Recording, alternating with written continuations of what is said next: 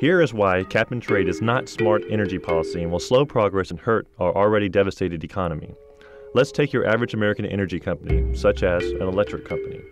They have the simple plan to sell power to your American home, making a small profit. They, of course, have the expenses of their operating costs and income taxes, which adds to your power bill just enough to cover their costs while allowing for a small margin of profit, the true providence of a market economy. Now, to achieve the goal of reduced emissions and provide for more efficient energy production requires significant investment in the necessary technology. Of course, to maintain any level of profit, the company must spread a portion of these costs to their customers. Now enter the cap and trade effect. Cap and trade works like this. The government sets a limit on the total amount of carbon emissions allowed nationwide, then lowers the allowable quantity over a period of years.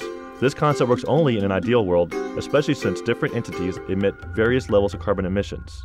It might seem simpler to require a percentage reduction process, but this bill instead compensates for this dilemma by issuing imaginary carbon credits. Now, these carbon credits will be sold from lesser emitters to the bigger emitters so that they may continue operating at their current level of pollution. In addition, the government has the option to auction credits, elevating the cost to utilities companies even more. To pay for the additional cost of these imaginary credits, companies have the option to divert dollars from investing in energy technology, losing money, or increase costs to consumers. The choice is obvious. And where does this money go that is paid to the lesser emitters? Right to company shareholders. And on top of that, Wall Street capitalists will enjoy a new commodity, although imaginary, so they have a new way to make money from nothing.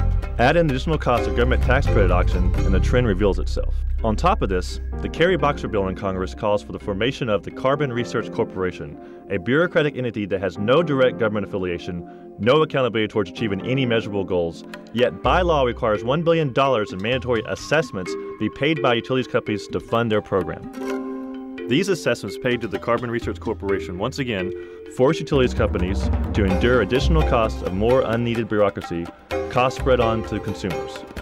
Why are our lawmakers wanting to make an already expensive future more expensive and more complicated? Doesn't this seem simpler? Smart energy through investment reform versus complicated bureaucracy and diverting funds? It is time to take action, America.